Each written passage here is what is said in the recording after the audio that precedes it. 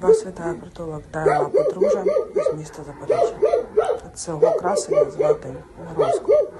Він проживає у стінах притулку вже більше 6 років. Нещодавно ми помітили, що на попі у Морозко з'явилась пухлина. Але є дуже велика проблема.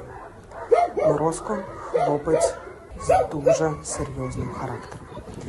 Він не дасться обробляти себе або подивитися.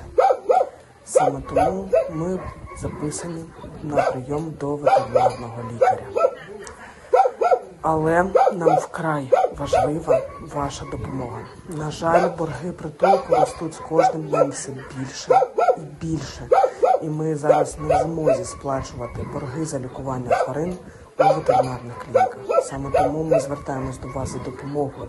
За допомогою для хлопчика Мороза, а також для усіх тваринок притулку «Дай лапу, друже».